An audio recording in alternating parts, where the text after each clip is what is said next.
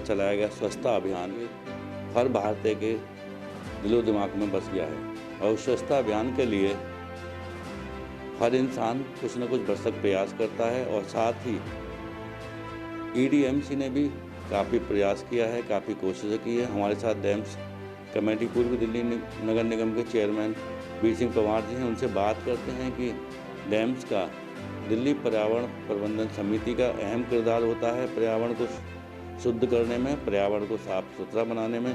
उनसे बात करते हैं। पवार साहब, बहुत बहुत स्वागत है आपका तेलिंगा चैनल में।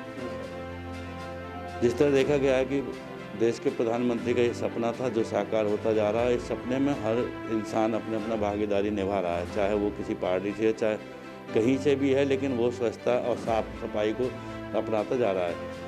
डैम्स की बात करें, आपको बहुत बड़ी जिम्मेदारी है पूर्व दिल्ली नगर निगम की। पर्यावरण प्रबंधन समिति का क्या अहम किरदार है, इस समय बात करें। पहले तो मैं आपका बहुत बहुत धन्यवाद करता हूँ कि आपने आज इस पर्यावरण प्रबंधन समिति के बारे में बात रखी। उसका मैं चेयरमैन अपने धन्यवाद करता हूँ मैं अपने अधिकारियों का जिन्होंने मुझे दायित्व दिया।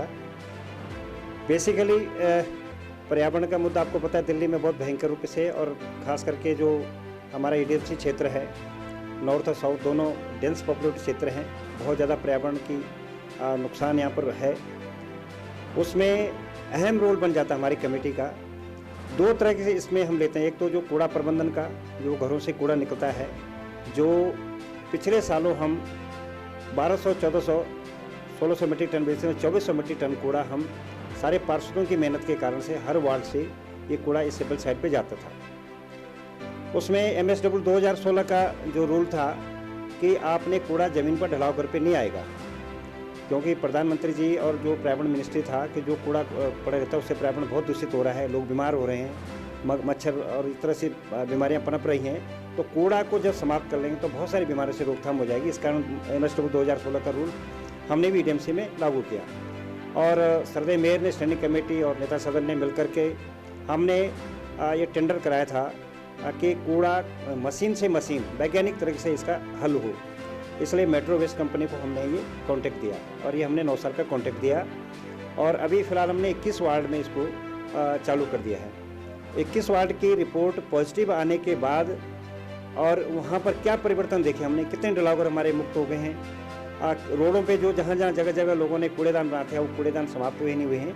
उसको देखते हुए हम 21 और वार्ड को बहुत जल्दी ही इस कंपनी को देने जा रहे हैं। उसमें एक फ़ायदा हमारे सबसे बड़ा हुआ कि 2 तरह की चीज़ें उसमें है, गीला और सूखा कूड़ा। जो गीला कूड़ा है, कंपनी हमारे जो खाद के प्लांट हैं, 11 प्लांट है, वहाँ बेचती है। जो सूखा कूड़ा सिविल साइड पे जाता है, कंपैक्ट होकर के कंपैक्टर मशीनों को जाता है, और वहाँ से वेस्ट टू इंडस्ट्री जो प्लांट है वहाँ जाता है। तो जो एसएफएल साइड पर जो ये 120-125 मीटर पहाड़ जो खड़ा हो रखा है, इसको कम करना हमारी प्रायोरिटी है। तो इन 2 चीज़ों पे हम काम करेंगे, ठोस कचरा प्रबंधन का। दूसरा एसएफएल साइड जो ये 140-45 मीटर ऊंची होगी, इसको डाउन करना, इसको सुंदर पार्क में तब्दील करना। क्योंकि कूड़ा मशीन से मशीन जाने के बाद, और इसमें बहुत बड़ा एक प्रकल्प है कि जो घरों से लोगों के गोल्ड निकल रहा है, उस गोल्ड को हम निस्तारण करके अलग अलग करके इसको सेल भी करेंगे, कंपनी सेल करे इसको, और जो हमारा इसको अकाउंट है ईडीएमसी का, उसमें पैसा जमा होगा। तो एक तरह से बहुत बड़ी योजना हमारी। थोड़ा सा पब्लिक का सहयोग अभी नहीं मिल रहा है, पब्लिक का सहयोग धीरे धीरे मिल रहा है, क्योंकि कंपनी ने नुक्कड़ नाकड़ आईसी प्रोग्राम चालू कर दिए हैं, जगह जगह होल्डिंग लगा दी हैं कि आप गीले और सूखे को अलग करें, जो आपके दूसरी जो ठोस चीज़ें उनको उसमें रखें। इससे क्या होगा कि जो नुकसान हमें हो रहा था, जो हमारे ढलाव घर बड़े पड़े थे, क्योंकि हमारे पास संसाधन कम थे, तो इस कारण से ये प्राइवेट कंपनी, मुझे लगता है कि इस 2-3 महीने के अंदर अंदर हम एक अच्छा परिणाम 64 वार्ड में हम ये करेंगे, और कूड़ा मुक्त हम इसको ईडीएमसी को बनाएंगे। हमारे साथ बात की सबसे बड़ी बात ये आती है कि जिस तरह घर घर कूड़ा वाली उठाने वाली योजना जो शुरू की है, इसमें अभी तक जो 21 वार्डों में दिया गया है, तो कहीं से कितनी पॉजिटिव रिपोर्ट आई है इसकी, और क्या ये कंपनी लग रहा है, क्योंकि काफ़ी समय हो गया है, 2 अक्टूबर गांधी जयंती के दिन से इसकी शुरुआत हुई थी कुछ वार्डों में, उसके बाद बढ़ता गया, तो क्या लग रहा है कि ये जिस तरह का लोग आशंका भी जताते हैं कि घर घर से कूड़ा अभी नहीं आ रहा है, तो क्या रिपोर्ट है अभी तक आपकी? बेसिकली देखा जाता है कि हम जब कोई नई चीज़ लाते हैं, और वो भी कूड़ा प्रबंधन जैसी चीज़ पर, तो बेसिकली 2 फैक्टर पर वो काम करता है, 2 स्टेज पे काम करता है। एक तो उनको बीट समझना था, कंपनी को बीट समझनी थी, क्योंकि हमारे कम से कम 40-45 सालों से हम बीट हमारी व्यवस्था थी, उन प्राइवेट कंपनी को बीट समझाना, और किस गली से कैसे कूड़ा, जहाँ पतली गली है वहाँ उसका ट्रक नहीं जाएगा, ट्रैक्टर ट्रॉली नहीं जाएगा, उसके जो टिप्पर नहीं जाएगा, तो वहाँ से रिक्शा कैसे जाएगा, वो संसाधन सारे मुहैया कराने थे। बेसिकली जो उन्होंने जो संसाधन हमें जैसे रिक्शा दिया था, अब रिक्शे की ऊंचाई ज़्यादा कर दी, कूड़ा वो हमारे कर्मचारी उसमें डाल नहीं पा रहे थे, अब उन्होंने धीरे धीरे करके उसका मॉडल बना करके नीचे कर दिया। जैसे इनका जो टिप्पर थे, टिप्पर बंद बॉडी के थे, ठीक है, बढ़िया बंद बॉडी थे, लेकिन उसमें स्पेस कम था, वो स्पेस उन्होंने ठीक कर दिया।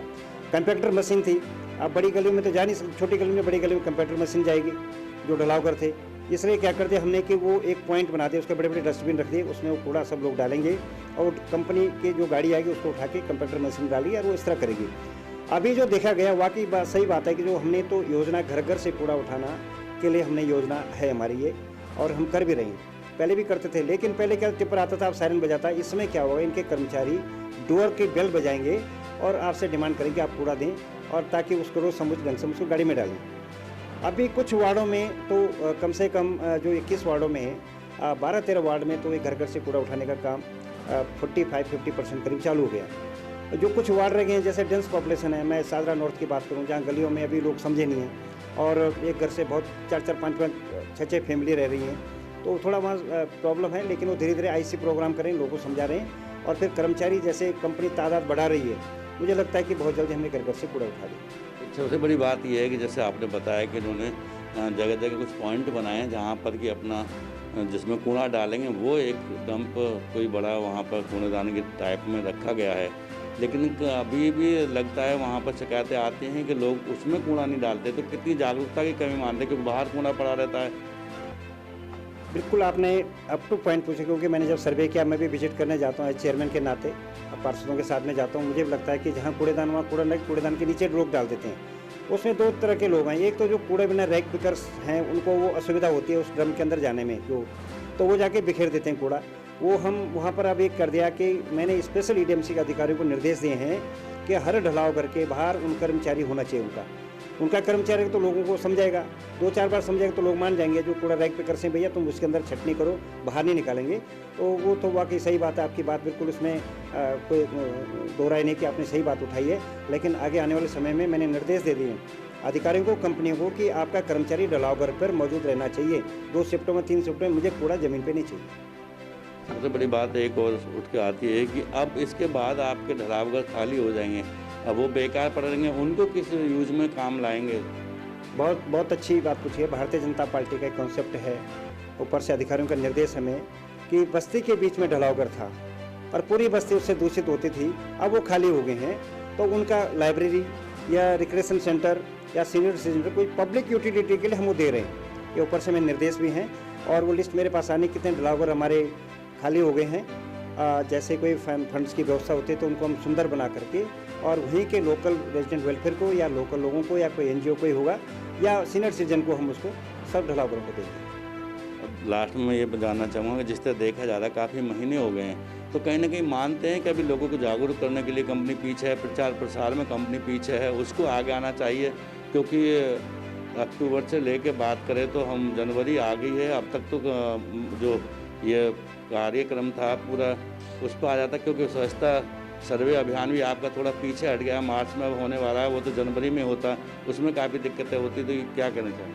बिल्कुल ये आपने बहुत सही बात पूछाई। कंपनी भी IC प्रोग्राम करे, मैंने स्पेशल निर्देश हैं, जैसे नुक्कड़ नाटक हो गए, और एक मैंने इनको ये आग्रह किया था कंपनी वालों को कि एक अच्छे स्टूडेंट टाइप में कुछ ऐसा करके लोगों को घरों में आप डोर बेल करें, वहाँ अपना लीफलेट्स दें और उनको बताएं कि आपने क्या करना है। तो इसमें कंपनी थोड़ा पीछे थी, लेकिन अब वो मैंने देखा है कि नुक्कड़ नाटक और उनका एक शेड्यूल आ गया कि जगह जगह नुक्कड़ नाटक कर रहे हैं, समझा रहे हैं वो लोग जा करके। हाँ, ये बात ज़रूर है, पब्लिक नहीं समझती है, जो छोटे बालक हैं जो स्कूल गए हैं वो समझ गए बातों को, वो अगर कुछ चीज़ खाते हैं तो रोड पे नहीं डालते हैं, वो अपनी पॉकेट में रख करके डस्टबिन में डालते हैं। ये आदत हर परिवार को, हर घरों को बनानी पड़ेगी।